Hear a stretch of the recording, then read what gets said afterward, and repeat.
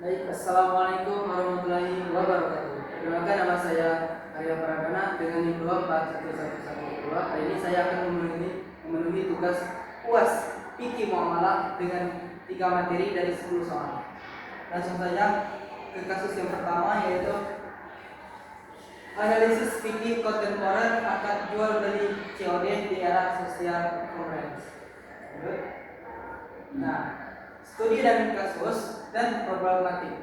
Nah, jadi judul kasusnya problematika hukum sistem cash on delivery COD di platform market dan social commerce. Jadi deskripsi masalahnya, banyak pembeli memaksa membuka paket sebelum membayar kepada kurir karena khawatir barangnya tidak sesuai dengan dipoto di sosial media, lalu menolak untuk membayar. Padahal aturannya platform itu mewajibkan pembayarannya sepenuh sebelum membuka paket demi menjaga keadilan. Jadi kita tuh ibaratnya datang paket. Jadi pas datang paketnya kita tuh harus menghormati dulu. Kita bayar dulu pakai uang. Kalau tidak sesuai nanti uang dikembalikan. Nah, jadi yang kedua yaitu ada analisis aspek riba pada COD. Nah, dan yang pertama yaitu ada bebas riba nasiah. Transaksi ini dilakukan secara tunai saat barang diserahkan. Jadi kalau ada barang, besok kita kasih uang tadi. Nah, itu dalam bahasa ya dan biyadi, sehingga tidak ada unsur penundaan pembayaran yang berbiaya. Nah, dan yang kedua yaitu bebas riba jahiliyah. Nah, kalau bebas riba jahiliyah ini tidak ada pengenaan dana atau penglipatan ganda nominal utang seiring berjalannya waktu jika pembeli membayar tepat waktu pada paket tiba. Jadi ini tidak ada kita tuh utang piutang pada waktu saat paket sudah tiba. Nah, dan yang ketiga yaitu ujroh jasa pengiriman. Nah, ujroh jasa pengiriman biaya layanan COD ini dinilai sebagai ujroh atau upah jasa kurir tadi yang sah atas pengantaran barang fisik ijarah, bukan merupakan bunga tambahan atas pinjaman uang. Jadi dan yang ketiga yaitu ada keabsahan akad dan hak opsi yang biasanya disebut dengan khiyar. Nah, taslim al-ma'i serah terima keadilan secara syar'i, penyerahan barang dianggap sah ketika kurir menyerahkan paket kepada pembeli. Dalam hal ini, kurir bertindak sebagai wakil penjual yang sah, wakil bid taslim dan wakil bid untuk menyerahkan paket sekaligus menerima uang. Jadi kalau kita tuh kayak sebagai dasar akad tadi, ada barang dan langsung dibayar barang sesuai. Nah, jadi penerapan hak opsinya, jadi ya pembeli memiliki hak untuk memeriksa kecocokan barang, namun tidak boleh melanggar hak kurir seperti membuka paksa paket tanpa membayar terlebih dahulu. Nah, ibaratnya kita tuh ada barang dan tiba-tiba langsung buka gitu kan tanpa membayar dulu. Dan yang kedua yaitu khiyar syar. Nah, ini fitur garansi ini retur dan mengembalikan dana yang disediakan di dalam aplikasi merupakan bentuk modern dari hak opsi yang telah disepakati bersama. Jadi yang masuk khiyar syar yaitu kita tuh kayak ada barang tadi, setelah ada barang misal tidak sesuai, bisa kita retur. Nah, retur ini artinya pengembalian tadi, pengembalian ke toko tersebut.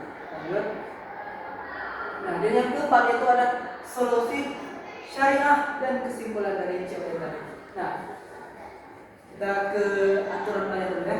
Jadi, dan yang pertama itu kita tuh ada aturan bayar dulu itu sah. Nah, ini dalam bahasa aturan ini resmi untuk melindungi penjual dan kurir dari kerugian sepihak.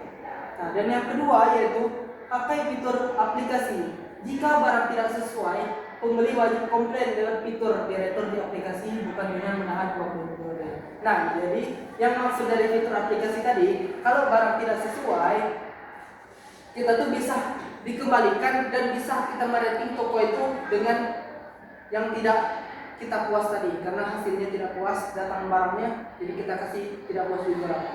Nah, dan yang ketiga itu pahami tugas kurir. Kurir kan ibaratnya hanya mengantar barang dan menerima uang. Mereka tidak bertanggung jawab atas isi perbudakannya. Jadi kalau kurir itu tidak tahu menahu isi barang, asalkan dia tuh kerja mengantar barang dan menerima uang hasil COD tadi. Jadi kesimpulannya, belajar dengan sistem COD ini di aplikasi itu sah, adil, dan bebas riba. Sistem ini tidak merugikan pembeli karena uang yang dibayar kan tidak langsung hangus, melainkan ditahan oleh sistem aplikasi sebagai jaminan. Nah, jika barang yang datang salah atau rusak, pembeli tinggal mengajukan pengembalian secara resmi dari aplikasi, ibaratnya dalam bahasa rakyat pun tadi. Sehingga uang akan kembali dengan cara ini, hak pembeli tetap aman, penjual tidak rugi, dan kurir bisa bekerja dengan benar. Jadi tidak ada unsur goror atau ketidakjelasan tadi. Nah, lanjut. Nah, next materi selanjutnya. Lanjut. Nah, kasus yang kedua, kita lanjut ke materi yang kedua ya. Kasus yang kedua ini adalah sistem pre-order pakaian custom dan alih produksi ke pihak ketiga. Nah, jadi dalam materi analisis komparasi akad salam dan istinhak pameran berdasarkan fikih muamalah kontemporer serta aspek keabsahan distribusi kerja.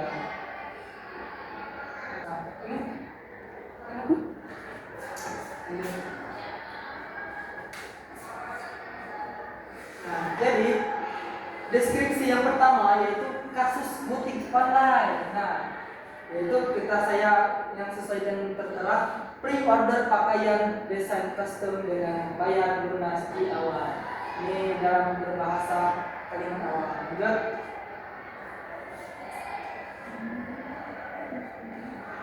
Nah, yang kedua yaitu dari deskripsi dan yang kedua yaitu identifikasi masalah. Mengapa sih kasus ini disebut istinhak bukan salam? Nah, karena yang pertama yaitu karakteristik barang custom. Nah, pakaian yang dipesan memiliki spesifik khusus, baik ukuran maupun desain custom dari customer. Di dalam fikih muamalah kontemporer, barang yang memerlukan proses pembuatan atau industri atau kita dalam manajemen cetakan khususnya tergolong objek akan istinhak, bukan salam yang menghendaki barang secara massal. Barang secara massal barang yang udah jadi kita bikin langsung kita kirim. Nah, dan yang kedua yaitu skema pembayaran fleksibel. Meskipun konsumen membayar lunas 100% di muka, irit dengan rukun salam, hal ini tetap diperbolehkan dalam akad istinhak. Pembayaran istinhak bersifat fleksibel, boleh lunas di awal, boleh dicicil, boleh dibayar saat barang udah datang. Tapi kalau barang udah datang, kita tuh harus dalam bahasa tuh membayar sebagian aja dulu, 10% gitu. Itu lanjut. Nah, yang ketiga yaitu perbedaan utama akad salam dan istinhak.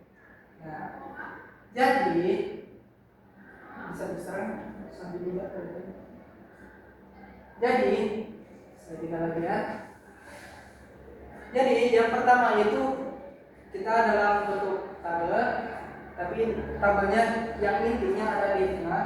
Dan yang pertama yaitu ada akad salam, dan yang kedua itu akad istinhak.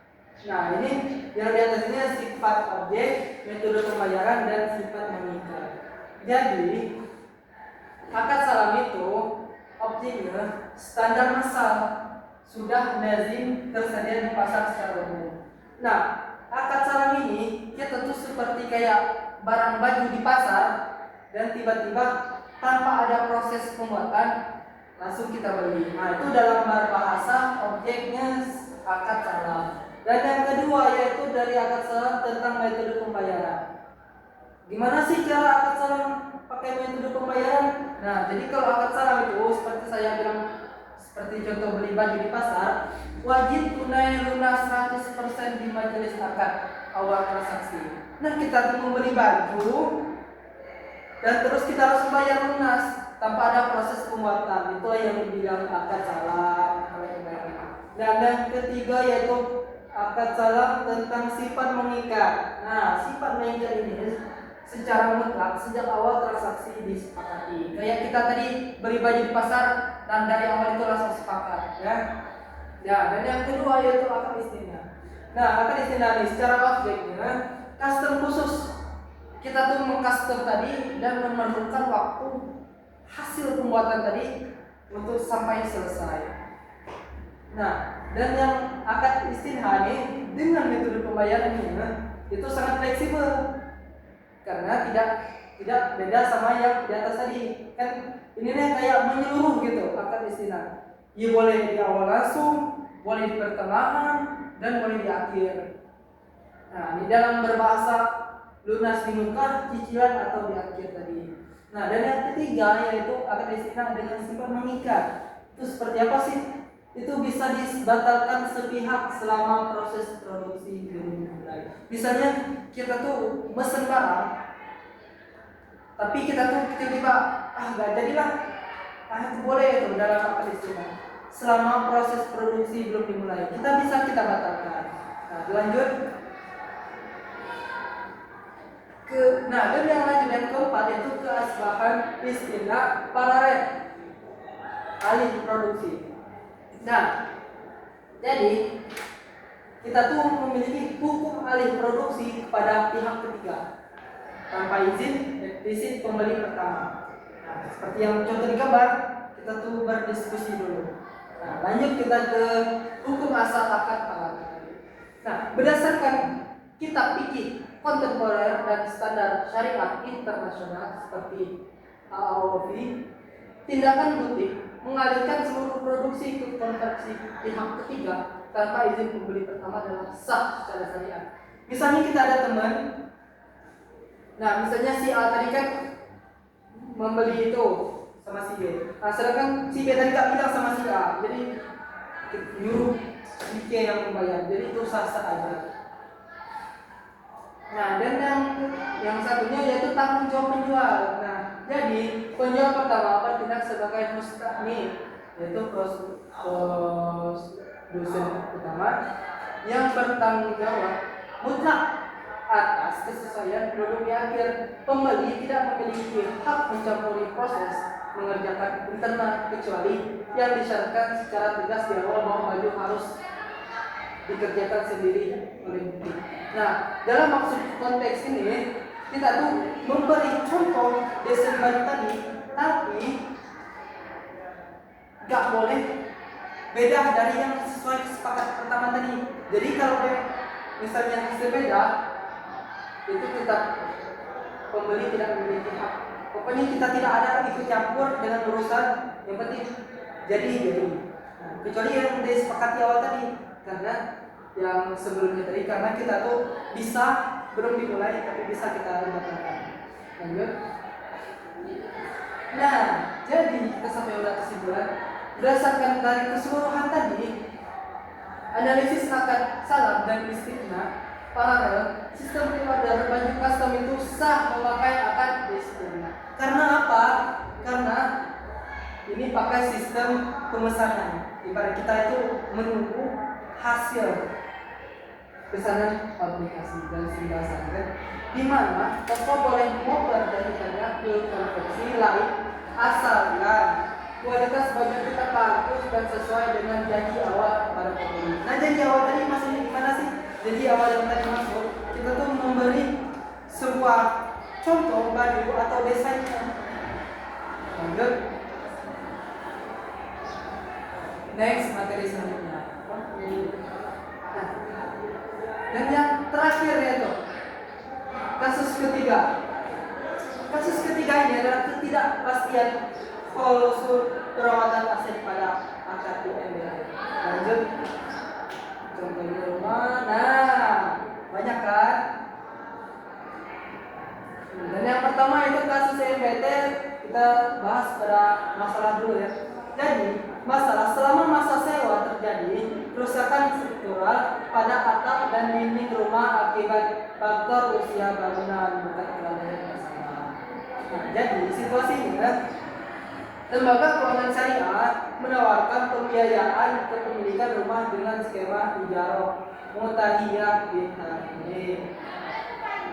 Dan respon banknya gimana? Jadi respon banknya, pihak bank menolak memperbaiki dengan dalih usul kontrak tadi, karena bukan masalah dari pihak banknya, tapi masalah dari yang serumahnya tadi, karena 100% tanggung jawabnya kita menyewa tadi pada kerusakan yang ini, bukan unsur hak orang bank. Karena dengan segala bentuk perawatan dan perbaikan aset menjadi tanggung jawab si perumahan. Jadi ini bisa rumah-rumah rusak tadi sesuai kesepakatan usaha. Ini semua tanggung jawab pada penyewanya, bukan masalah banknya. Bank cuma intinya bank menolak kalau misalnya segala bentuk dan itu bukan tanggung jawab mereka. Lanjut. Nah, pertanyaan analisisnya. Ya, ini pertanyaan analisis ini. Dan yang pertama yaitu tanggung jawab hukum. Siapakah yang secara hukum syariat berkewajiban menanggung biaya perbaikan, kerusakan struktural yang biasanya dalam segi bahasa asasiah pada barang disewakan selama masa akad IMT yang berlangsung. Jadi hukum syariat yang menanggung biaya kerusakan ini tadi semua itu bergantung pada yang si penyewa tadi. Karena apa? Karena si penyewa itu ada mengandung unsur gharar, ketidakpastian dari yang materi tadi. Karena mereka tuh menyewa rumah yang udah lumayan rusak lagi tuh, dari segi atap, dinding, dan genteng. Dan yang kedua yaitu keabsahan akad dan gharar. Jadi siapakah pemindahan paksa perubahan perawatan struktural kepada penyewa merusak keabsahan akad IMT serta memicu adanya unsur gharar. Jadi kalau ini tidak pemindahan paksa perubahan perawatan struktural tadi ke penyewa, itu pasti ditolak dari si punya bank tadi. Karena bank tidak akan menerima kalau barangnya sudah tidak sesuai dengan apa yang disewakan tadi. Nah, kita sampai ke kolom-kolom lagi. Fikih perawatan barang sewa. Jadi itu menjadi ada 4 yang penting lah. Jadi yang pertama yaitu ada jenis perawatan. Ada perawatan struktural dan ada perawatan operasional, dan yang ini ada cakupan kerusakan dan tanggung jawab. Jadi perawatan struktural tadi, kalau menurut kerusakan, cakupan kerusakannya, kerusakan fondasi dan dinding retak alami rupanya dan atap bocor parah karena faktor usia bangunan. Apa sih ini? Berarti tanggung jawabnya kepada pemilik tadi, LKS atau bank. Nah, dan yang kedua itu perawatan operasional. Jadi perawatan harian, memudar ganti lampu, keran, air patah atau akibat kelalaian pemakaian. Nah, kalau ini berarti ke si penyewa nih berarti. Kalau dari segi perawatan operasional kayak misalnya harian lah, warna cat, lampu, keran air atau akibat kelalaian pemakaian, ini bergantung dengan si penyewa. Dan kalau dari segi fondasi atau dinding retak alami atau bocor karena faktor usia bangunan, itu pemilik atau KRKS atau bank tadi. Tanggung jawab ya. Lanjut.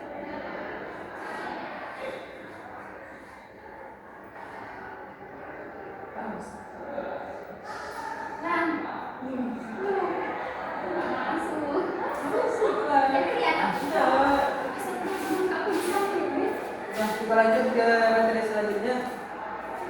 Ada analisis keabsahan akad. Jadi akan menjadi rusak yang biasanya disebut dengan fasid klausul tersebut menyalahi hakikat akad mujarrah. Karena penyewa hanya membayar untuk hak guna itu seperti manfaat tadi, bukan untuk kepemilikan aset fisik. Nah, dan yang kedua yaitu memicu boron. Mengapa sih menjadi memicu boron? Memicu ketidakpastian atau ketidakjelasan karena biaya kerusakan yang besar di masa depan tidak dapat diprediksi nilainya, melainkan ketidakpastian finansial yang merugikan salah satu pihak. Nah, jadi maksudnya dari memicu boron tadi, memicu ketidakjelasan tadi, karena kalau biaya kerusakan besar, kemungkinan di masa depan tidak dapat memprediksi dengan nilai. Memprediksi dengan harga maksudnya. Jadi kita tuh kayak menciptakan hal baru yang tidak pasti untuk merugikan salah satu pihak. Lanjut. Nah, kita lanjut ke landasan fikih dan kaidah. Jadi landasan seperti ini tadi gambarnya lumayan keren. Jadi landasan fikih dan kaidah tadi tidak boleh berbuat berharap yang biasanya dia bilang merugikan orang lain, dan tidak boleh membalas kemarodatannya dengan kemajemukan. Hadis riwayat Ibnu Majah dan Al-Ghurmi hak mendapatkan keuntungan seimbang dengan resiko yang harus ditanggung. Nah, seperti gambar-gambar ini banyak kita tahu seperti tidak boleh makrot, perjanjian, dan kita tidak boleh mendapatkan keuntungan sesuai dengan resiko ini. Lanjut. Nah, kita sampai ke akhir penutup. Wah, lumayan keren biasanya. Fatwa DSN sesuai dengan saran terakhir, fatwa DSN nomor 27 sampai dengan 2002. Jadi pemeliharaan objek sewa, fatwa menegaskan kewajiban pemeliharaan objek sewa adalah tanggung jawab pemilik, bukan hak penyewa. Kalau pemeliharaan dari segi atap, genteng, dinding rumah maupun yang pocong-pocong tadi tanggung jawab objek sewa karena itu pemeliharaan. Nah, jadi yang kedua yaitu batasan beban penyewa. Penyewa hanya bertanggung jawab atas pemeliharaan rutin yang bersifat ringan dan disebabkan oleh pemakaian norma sehari-hari. Seperti apa sih bang? Pemakaian norma sehari-hari seperti keran air, seperti menyapu, seperti ya keran-keran bikin keran wudhu gitu, seperti cat yang udah-udah dan lain-lain. Nah, dan yang ketiga yaitu klause bertentangan batas. Segala klause kontrak yang mengalihkan tanggung jawab struktural secara sepihak tidak sah menurut syariat karena melanggar prinsip keadilan. Jadi misalnya kita memiliki kontrak yang mengalihkan tanggung jawab struktural, tiba-tiba ada orang yang mau tiba-tiba mengurus ini, itu cara itu tidak dianggap sah karena menurut syariat itu akan melanggar prinsip keadilan. Lanjut.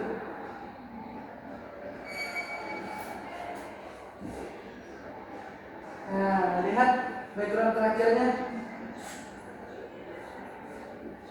Sekian dan terima kasih. Terima kasih atas kesempatan ini. Saya harap kita dapat melanjutkan diskusi di lain waktu karena ini melalui via video.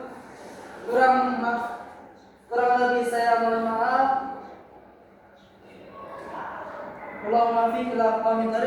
Wassalamualaikum warahmatullahi wabarakatuh.